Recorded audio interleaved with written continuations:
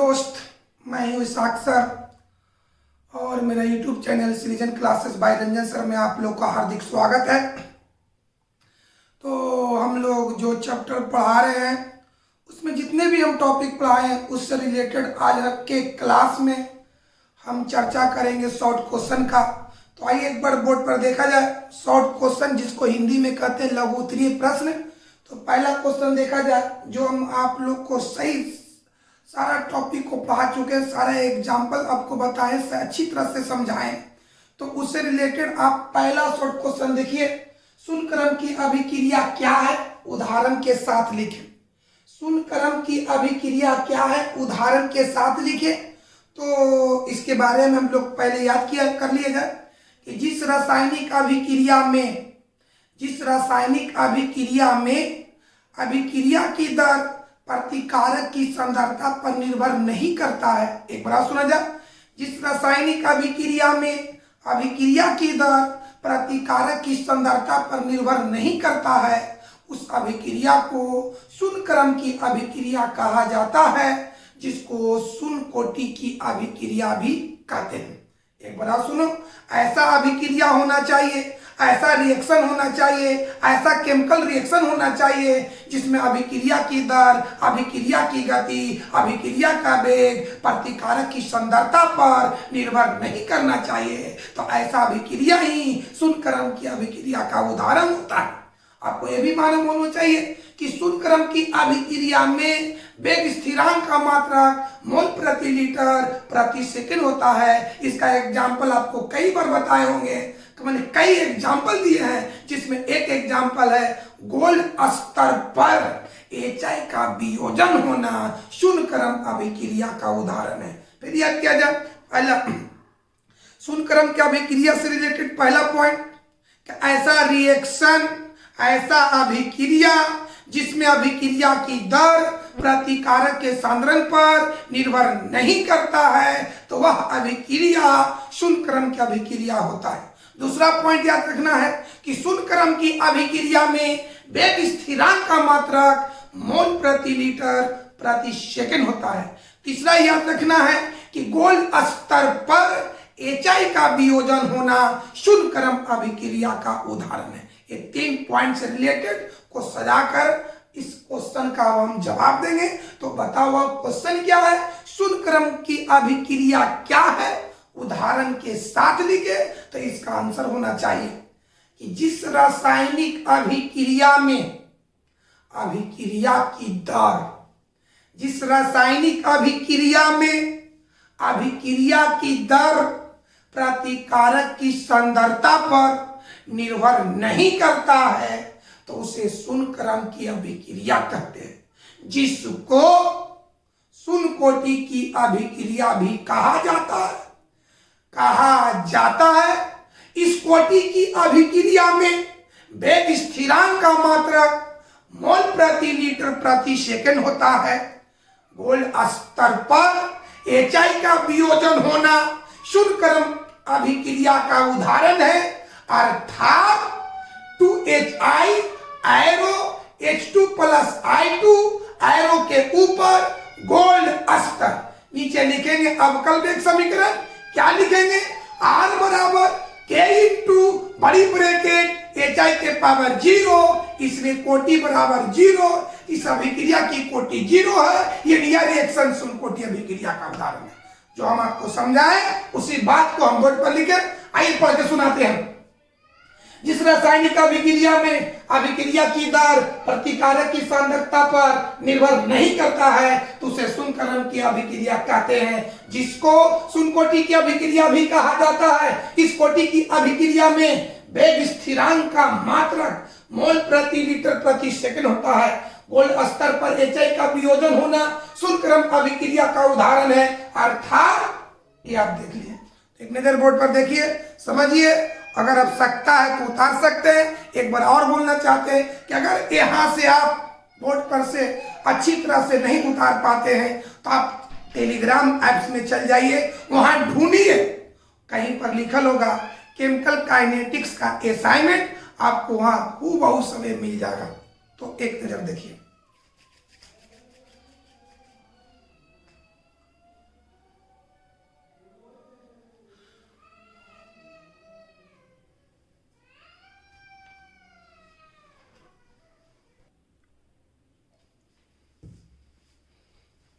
तो हाँ दोस्तों, अगला शॉर्ट क्वेश्चन देखा जाए। क्या है क्वेश्चन, पहले क्वेश्चन को क्लियर करके देखिए। प्रथम कोटि की अभिक्रिया क्या है, एक उदाहरण के साथ लिखे। प्रथम कोटि के बारे में ही एक्सप्लेन करना है। तो आइए हम जो आपको समझाएं, जो पढ़ाएं, उस बात को याद करें। पहली बात तो याद करें कि पहली बार याद करें कि प्रथम कोटि की अभिक्रिया में वेग स्थिरांक का मात्रा प्रति सेकेंड या आप कह सकते हैं प्रति समय। पहला पॉइंट याद करो कि प्रथम कोटि की अभिक्रिया में वेग स्थिरांक का मात्रा प्रति सेकेंड या प्रति समय होता है। इससे रिलेटेड दूसरा पॉइंट याद करें, जो हम आपको कई बार समझाए हैं, उदाहरण देकर लिखा है, खाली उसको सजा कर यहां पर लिखना है। पहला पॉइंट याद किए कि प्रथम कोटि की अभिक्रिया में वेग स्थिरांक का इकाई प्रति सेकेंड या प्रति समय होता है। आइए दूसरा पॉइंट इससे रिलेटेड याद कीजिए कि प्रथम कोटि की अभिक्रिया में प्रतिकारक की सांद्रता को जितना गुना परिवर्तन किया जाता है, उतना ही गुना अभिक्रिया की दर भी परिवर्तन हो जाता है। यानी प्रतिकारक की सांद्रता को दुगुना बढ़ाइए तो अभिक्रिया की दर भी दुगुना बढ़ जाएगा। यानी प्रतिकारक की सांद्रता को 4 गुना बढ़ाइए तो अभिक्रिया की दर भी 4 गुना बढ़ जाता है। तो ये आपका हुआ दूसरा पॉइंट। तीसरा बात याद कीजिए कि इस अभिक्रिया की कोटि 1 के बराबर होता है। इस अभिक्रिया की कोटि 1 के बराबर होता है। चौथा पॉइंट याद कीजिए। तो चौथा पॉइंट में इसका एग्जाम्पल बहुत सा दिए थे, जिसमें एक आध उदाहरण आपको देना है जो आपको हल्का बुझा दे देना है। PCl5 का विघटन होना प्रथम कोटि अभिक्रिया का उदाहरण है। फिर एक बार रिपीटेशन करते हैं। पहला पॉइंट भी याद रखना है, इस कोटि की अभिक्रिया में वेग स्थिरांक का मात्रक प्रति सेकेंड या प्रति समय होता है। दूसरे पॉइंट याद कीजिए कि इस अभिक्रिया में प्रतिकारक की सांद्रता को जितना गुना परिवर्तन किया जाता है, उतना ही गुना अभिक्रिया का वेग भी परिवर्तन होता है। दूसरा पॉइंट याद किया जाए कि इस अभिक्रिया की कोटि हमेशा 1 के बराबर होता है। चौथे पॉइंट में इसका उदाहरण याद रखें तो PCl5 का विघटन होना प्रथम कोटि अभिक्रिया का उदाहरण है। अब आइए इसका आंसर देते हैं। इस सब को सजा कर लिखते हैं। कैसे लिखेंगे कि जिस रासायनिक अभिक्रिया, सुनिए क्वेश्चन देखो, प्रथम कोटि की अभिक्रिया क्या है, एक उदाहरण के साथ लिखे।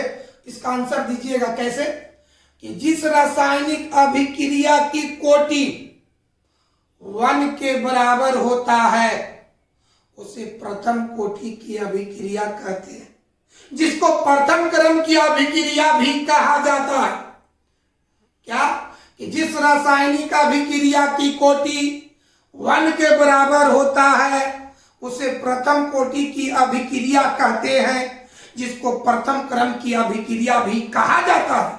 इस कोटि की अभिक्रिया में वेग स्थिरांक का मात्रक प्रति सेकेंड या प्रति समय होता है। इस कोटि की अभिक्रिया में प्रतिकारक की सांद्रता को जितना गुना परिवर्तन किया जाता है, उतना ही गुना अभिक्रिया की दर में भी परिवर्तन होता है।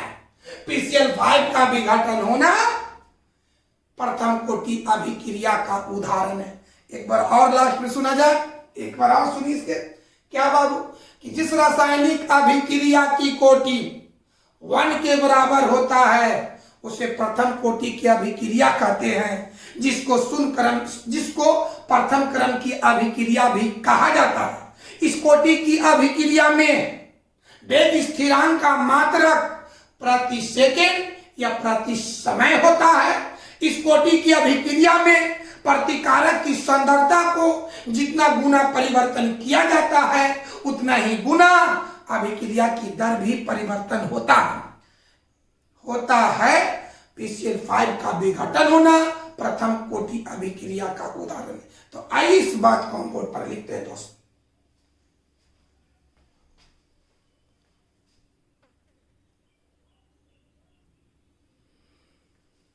दोस्त, जो हम आपको समझाए उसी बात को बोर्ड पर लिखे हैं। क्वेश्चन एक बार फिर देखा जाए, प्रथम कोटि की अभिक्रिया क्या है, एक उदाहरण के साथ लिखे। तो इसका आंसर होना चाहिए जिस रासायनिक अभिक्रिया की कोटि 1 के बराबर होता है 1 के बराबर होता है तो उसे प्रथम कोटि की अभिक्रिया कहते हैं, जिसको प्रथम क्रम की अभिक्रिया भी कहा जाता है। इस कोटि की अभिक्रिया में वेग स्थिरांक का इकाई प्रति सेकंड या प्रति समय होता है। इस अभिक्रिया में प्रतिकारक की सांद्रता को जितना गुना परिवर्तन किया जाता है उतना ही गुना अभिक्रिया के दर में भी परिवर्तन होता है। PCl5 का विघटन होना प्रथम कोटि अभिक्रिया का उदाहरण है, अर्थात PCl5 arrow PCl3 plus Cl2। इसका इस अभिक्रिया का अवकल समीकरण ये होगा, R बराबर K इंटू बड़ी ब्रैकेट PCl5 के पावर 1, यानी सांद्रता की पावर 1 है तो कोटि भी 1 है। यहाँ तक ये आपका आंसर हुआ इस क्वेश्चन का। अब चलते हैं अगले क्वेश्चन पर हम विचार करते हैं। आप एक बार बोर्ड को देखिए।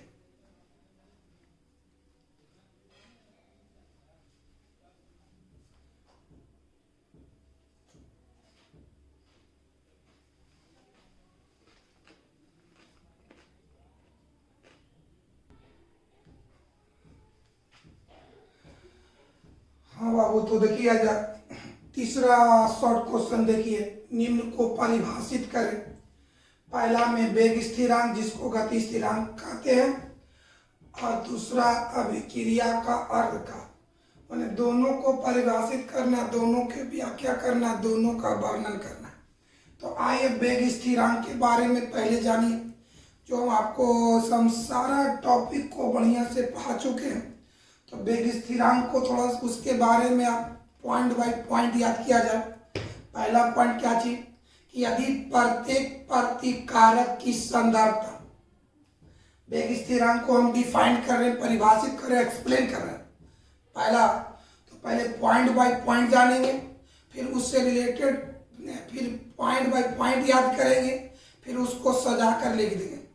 तो वेग स्थिरांक से रिलेटेड पहला पॉइंट कि यदि प्रत्येक प्रतिकारक की सांद्रता इकाई हो, 1 हो, तब अभिक्रिया की वेग को ही, तब अभिक्रिया की दर को ही, तब अभिक्रिया की गति को ही वेग स्थिरांक कहा जाता है। फिर एक बार सुना जाए, यदि प्रत्येक प्रतिकारक की सांद्रता इकाई हो, 1 हो, तब अभिक्रिया का वेग ही वेग स्थिरांक कहलाता है, जिसको गति स्थिरांक भी कहा जाता है। इसको K से दर्शाया जाता है। इसका मान यानी वेग स्थिरांक का मान ताप पर निर्भर करता है। भिन्न भिन्न कोटि की अभिक्रिया में, मतलब शून्य कोटि की अभिक्रिया या प्रथम कोटि की अभिक्रिया, ये सभी अभिक्रिया में वेग स्थिरांक का मात्रक भिन्न भिन्न होता है। तो अगर एग्जाम में आ जाए कि वेग स्थिरांक को परिभाषित करें, 2 नंबर का क्वेश्चन, या वेग स्थिरांक की व्याख्या करें, या वेग स्थिरांक को अपने शब्दों में वर्णन करें, या वेग स्थिरांक पर एक संक्षिप्त नोट लिखें, ये सारी क्वेश्चन का जवाब एक ही होगा। क्या लिखेंगे तो बात सुनिए बढ़िया से। यदि प्रत्येक प्रतिकारक की सांद्रता इकाई हो, 1 हो, तब अभिक्रिया के वेग को ही वेग स्थिरांक कहा जाता है, या वेग स्थिरांक कहते हैं, जिसको गति स्थिरांक भी कहा जाता है। इसको प्रायः K से दर्शाया जाता है। भिन्न भिन्न कोटि की अभिक्रिया में वेग स्थिरांक का मात्रक भिन्न भिन्न होता है। इसका मान यानी वेग स्थिरांक का मान ताप पर निर्भर करता है। ये था वेग स्थिरांक की व्याख्या। अब आइए इसी में दूसरा है अभिक्रिया का अर्धकाल। अभिक्रिया का अर्धकाल, अर्धकाल को ही हम लोग इंग्लिश वर्ड में हाफ लाइफ टाइम कहते हैं, या इसी को अर्ध आयु कहते हैं, या इसी को अर्धकाल कहते हैं। कोची कोची अर्धकाल कहिए, या अर्ध जीवन काल कहिए, या अर्ध आयु कहिए, इसको टी हाफ से दर्शाया जाता है। चलिए तो इसके बारे में पहला पॉइंट याद रखिएगा कि अर्धकाल को ही अर्ध आयु या अर्ध जीवन काल भी कहा जाता है। दूसरा पॉइंट, इसको टी हाफ से दर्शाया जाता है।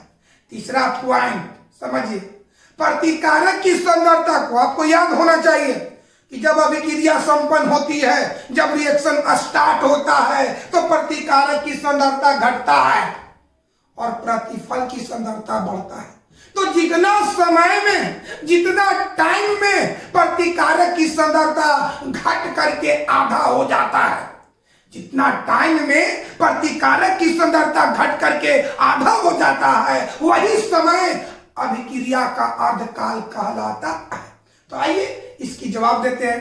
ये लगता है क्वेश्चन 2016 में पूछा हुआ है कि अभिक्रिया का अर्धकाल को परिभाषित करें, तो इसका आंसर क्या होना चाहिए कि जितना समय में प्रतिकारक की सांद्रता घट करके आधा हो जाता है, उतना समय को ही अभिक्रिया का अर्धकाल कहते हैं, जिसको अर्धायु या अर्ध जीवन काल भी कहा जाता है। इसको टी हाफ से दर्शाया जाता है। इसका इकाई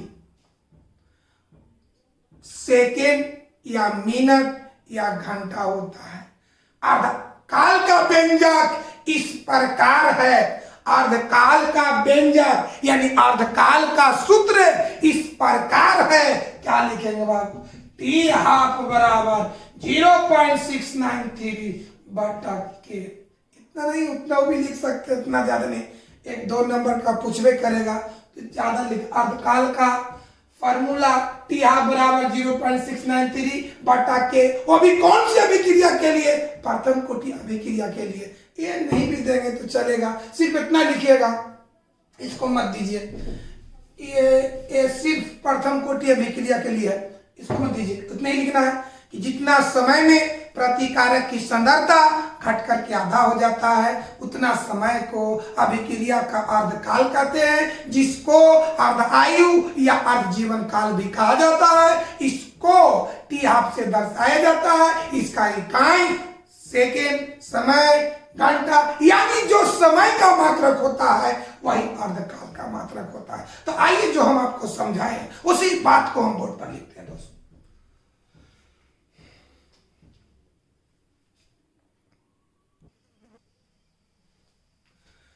दोस्तों, तो जो आपको समझा है उसी बात को बोर्ड पर लिखे हैं। तीसरा क्वेश्चन का आंसर देखिए। तीसरा का पहला वेग स्थिरांक लिख करके अंडरलाइन और डैश। यदि प्रत्येक प्रतिकारक की सांद्रता इकाई हो तो अभिक्रिया के वेग को ही वेग स्थिरांक कहते हैं, जिसको गति स्थिरांक भी कहा जाता है। इसको प्रायः के से दर्शाया जाता है। इसका मान ताप पर निर्भर करता है। भिन्न भिन्न कोटि की अभिक्रिया में वेग स्थिरांक का मात्रक भिन्न भिन्न होता है। चलिए दूसरा क्वेश्चन का जब आंसर देखिए। तीसरा का दूसरा का आंसर अभिक्रिया का अर्धकाल। क्वेश्चन इसके पहले हम लिख चुके हैं, खाली आंसर इस बोर्ड पर है। अभिक्रिया का अर्धकाल जितना समय में प्रतिकारक की सांद्रता घट करके आधा हो जाता है, उतना समय को अभिक्रिया का अर्धकाल कहते हैं, जिसको अर्ध जीवन काल या अर्धायु भी कहा जाता है। इसको टी हाफ से दर्शाया जाता है। इसका इकाई सेकंड होता है। तो देखिए एक बार बोर्ड पर बाबू पढ़े।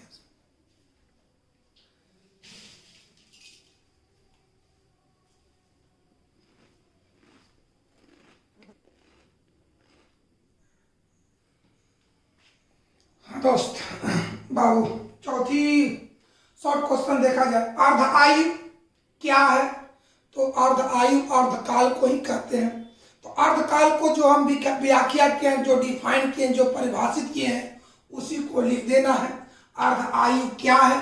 तो क्या लिखेंगे बढ़िया से बताओ मेरे भाई कि जितना समय में प्रतिकारक की सांद्रता घट करके आधा हो जाता है, उतना समय को अर्धायु कहते हैं, जिसको अर्ध जीवन काल या अर्धकाल भी कहा जाता है। इसको टी हाफ से दर्शाया जाता है। यानी पहले अर्धायु क्या है, पहले अर्धायु की व्याख्या करना है। 2 या 3 लाइन में क्या व्याख्या करेंगे? जितना समय में प्रतिकारक की सांद्रता घट करके आधा हो जाता है, उतना समय को अर्धायु कहते हैं, जिसको अर्धकाल या अर्ध जीवन काल भी कहा जाता है। इसको टी हाफ से दर्शाया जाता है। आइए इसी क्वेश्चन में अदुलल है क्या जुड़ा हुआ है, इसी क्वेश्चन में और जुड़ा हुआ है। प्रथम कोटि अभिक्रिया के लिए अर्धायु का व्यंजक लिखे, माने अर्धायु का सूत्र लिखे, यानी टी हाफ का सूत्र लिखे। तो बताओ प्रथम कोटि अभिक्रिया के लिए टी हाफ बराबर 0.693 बटा के, टी हाफ बराबर 0.693 बटा के हो गया। तो कैसे लिखेंगे, प्रथम कोटि अभिक्रिया के लिए अर्धायु का व्यंजक इस प्रकार है, क्या है, टी हाफ बराबर 0.693 बटा के, जहां टी हाफ अर्धायु है, के है वेग स्थिरांक। कोई दिक्कत है, ये सारा चीज हम आपको पढ़ा दिए हैं, आप उसी के अनुसार क्वेश्चन के मुताबिक आपको आंसर देना है। इसके आंसर पूरी सजा कर ही लिखेंगे, पहले अर्धायु लिख करके अंडरलाइन और डैश, और अर्धायु लिख करके अंडरलाइन और डैश, और लिखेंगे क्या चीज कि जितना समय में प्रतिकारक की सांद्रता घट करके आधा हो जाता है उतना समय को अर्धायु कहते हैं, जिसको अर्धकाल या अर्ध जीवन काल भी कहा जाता है। इसको टी हाफ से दर्शाया जाता है। पैराग्राफ चेंज करके लिखेंगे, प्रथम कोटि अभिक्रिया के लिए अर्धायु का व्यंजक इस प्रकार है, क्या आता, टी हाफ बराबर 0.693 बटा के। तो आइए इस बात को हम बोर्ड पर लिखते हैं दोस्तों।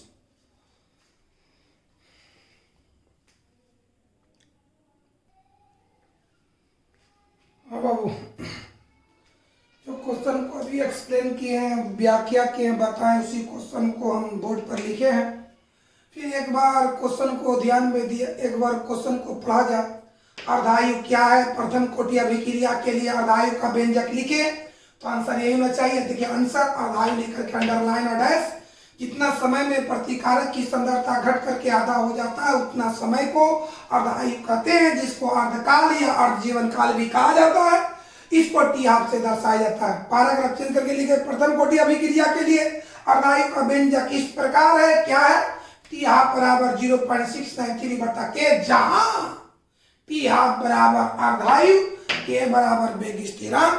तो अब आइए, ये था चौथा क्वेश्चन का आंसर। अब आइए अगले शॉर्ट क्वेश्चन पर हम विचार करते हैं। तो एक नजर आप लोग देखिए,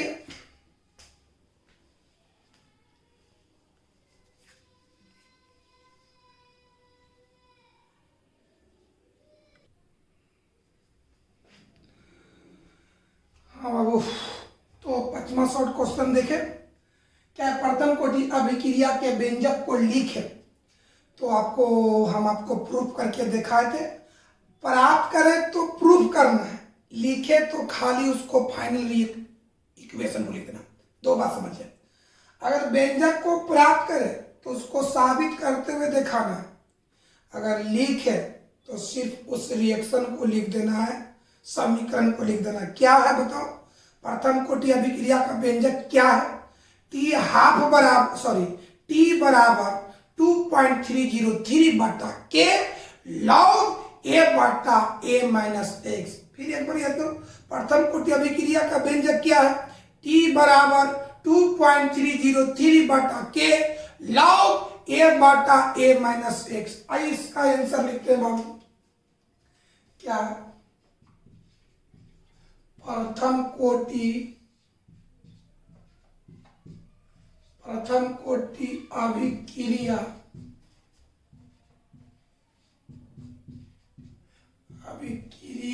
का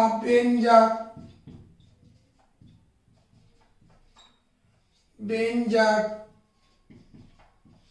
इस प्रकार है,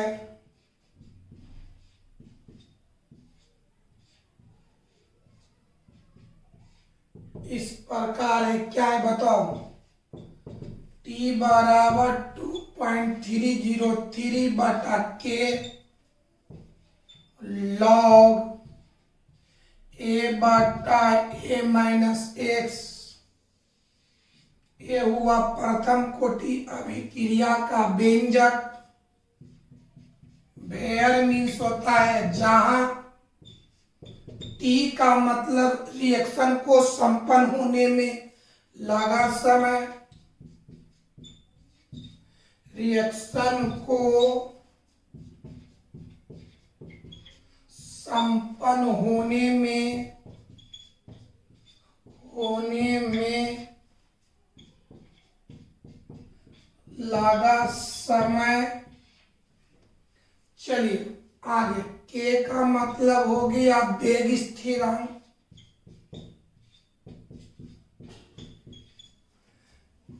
वेग स्थिरांक। ए का मतलब प्रारंभिक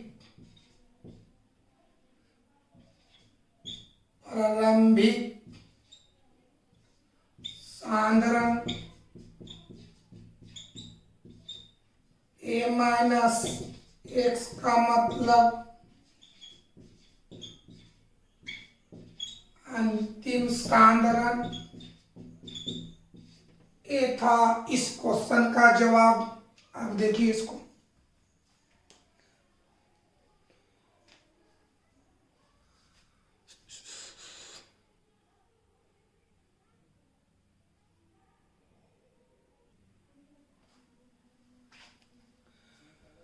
हाँ दोस्तों, तो अगले शॉर्ट क्वेश्चन पर विचार करते हैं। क्या है, प्रथम कोटि अभिक्रिया के लिए गति स्थिरांक या वेग स्थिरांक के व्यंजक को लिखे। तो हम आपको समझाते समय, पढ़ाते समय बताए थे कि अगर प्रथम कोटि का व्यंजक पूछे तो टी बराबर बताना है। अगर प्रथम कोटि अभिक्रिया के लिए गति स्थिरांक का व्यंजक पूछे तो के बराबर बताना है। तो बताइए, प्रथम कोटि अभिक्रिया के लिए गति स्थिरांक का व्यंजक क्या होता है? तो बताइए क्या होता है? तो के बराबर 2.303 बटा टी लॉग ए बटा ए माइनस एक्स। यानी इसके पहले वाला क्वेश्चन में टी बराबर देना है, यहां देना के बराबर। तो बताओ गति स्थिरांक का व्यंजक क्या होगा? के बराबर 2.303 बटा टी लॉग ए बटा ए माइनस एक्स, जहां के बराबर वेग स्थिरांक या गति स्थिरांक, टी बराबर रिएक्शन को संपन्न होने में लगा समय, ए बराबर प्रारंभिक सांद्रण, ए माइनस एक्स बराबर अंतिम सांद्रण। तो आइए इस बात को लिखते हैं। कैसे सर इसका आंसर लिखेंगे बाबू? आंसर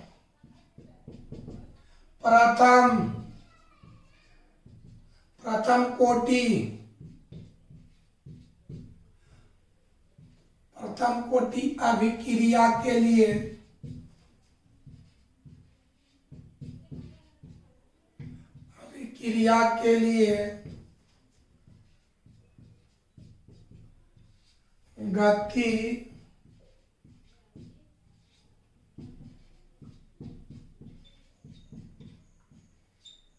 गति स्थिरांक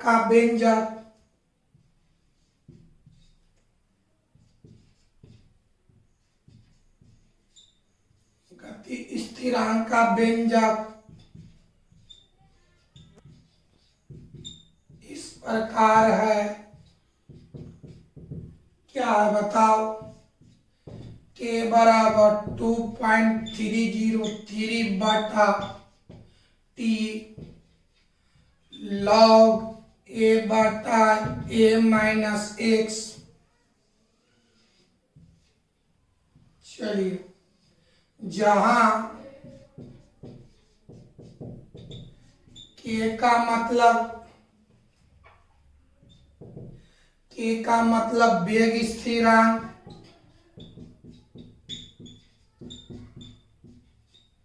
या गति स्थिरांक,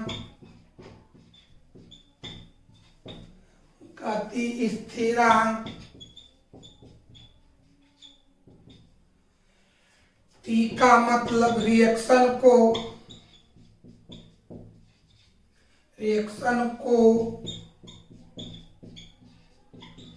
संपन्न होने में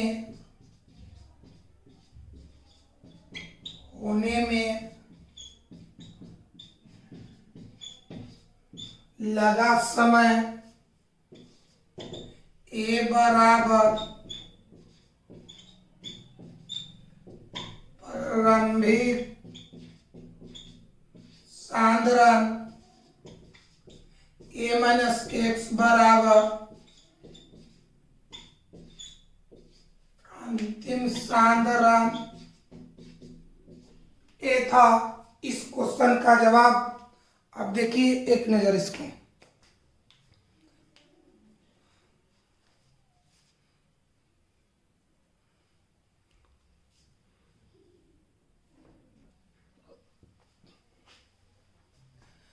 दोस्त अगला शॉर्ट क्वेश्चन देखा जाए। प्रथम कोटि की अभिक्रिया कभी पूर्ण नहीं होती है, क्यों?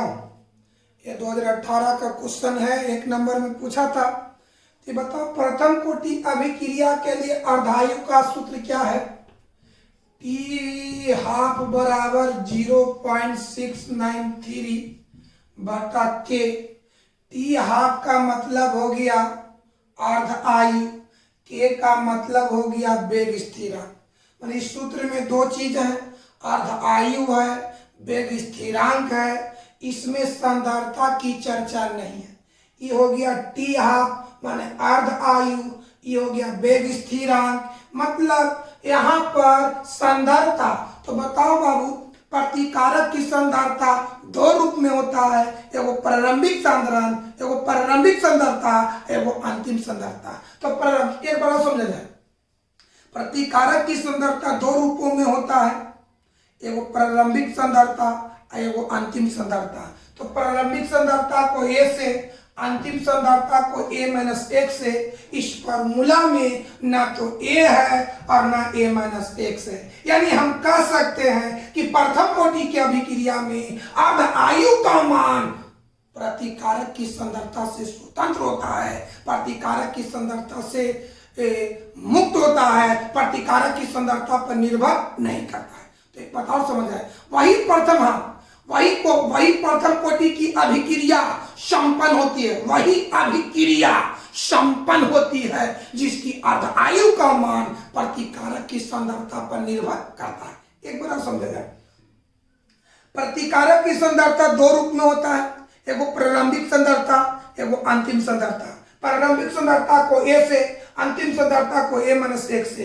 ये दोनों लेटर इसमें नहीं है, इसका मतलब कि अर्ध आयु प्रतिकारक की सांद्रता से स्वतंत्र होता है, मुक्त होता है, निर्भर नहीं करता है। और एक बात और समझिए कि वही अभिक्रिया संपन्न होती है, पूर्ण होती है, पूरा होती है जिसका अर्ध आयु प्रतिकारक की सांद्रता पर निर्भर करता है। तो जब हम प्रथम कोटि की अभिक्रिया पर विचार करते हैं तो देखते हैं कि उसका अर्ध आयु प्रतिकारक की सांद्रता पर निर्भर नहीं करता है। इस आधार पर हम कह सकते हैं कि प्रथम कोटि की अभिक्रिया कभी पूर्ण नहीं होता है। इसका आंसर कैसे लिखेंगे कि प्रथम कोटि की अभिक्रिया में अर्ध आयु का मान प्रतिकारक की सांद्रता पर निर्भर नहीं करता है, यानी प्रतिकारक की सांद्रता से स्वतंत्र होता है। यही कारण है कि प्रथम कोटि की अभिक्रिया कभी पूर्ण नहीं होता है। तो आइए इसका आंसर लिखते हैं दोस्त। क्या इसका आंसर होगा बुआ?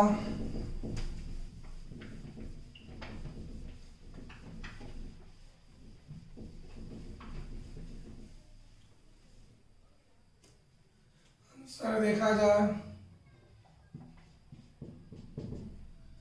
क्या ले प्रथम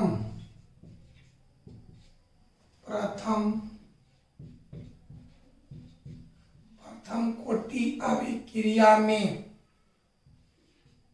या प्रथम कोटि अभिक्रिया में लिखो या प्रथम कोटि की अभिक्रिया में, सेम है।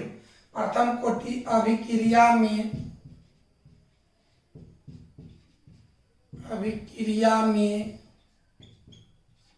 प्रथम कोटि अभिक्रिया में अर्ध आयु का मान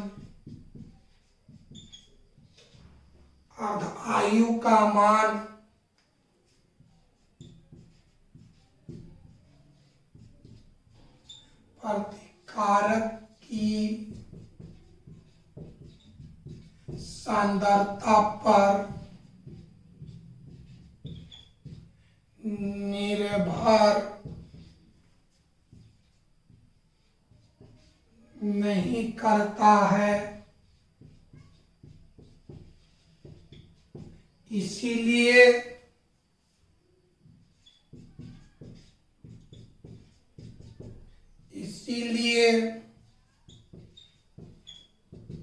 प्रथम कोटि की अभिक्रिया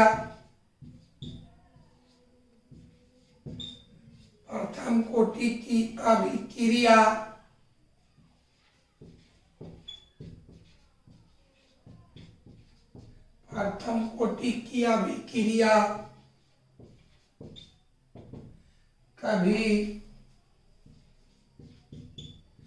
कभी पूर्ण नहीं होती है, कभी पूर्ण नहीं होती है, अर्थात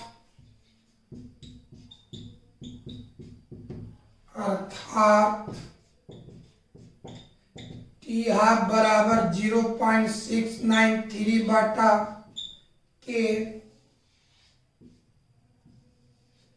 जहां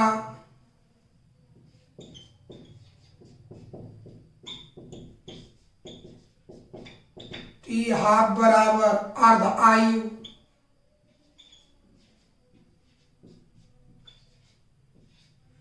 के बराबर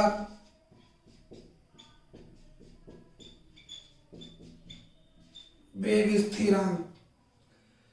तो ये था इस क्वेश्चन का जवाब, और आज की क्लास को यहीं पर हम ड्रॉप करते हैं। फिर अगले क्लास में और शॉर्ट क्वेश्चन पर हम चर्चा करेंगे। तो आज की क्लास को हम समाप्त करते हैं दोस्त। थैंक यू दोस्त।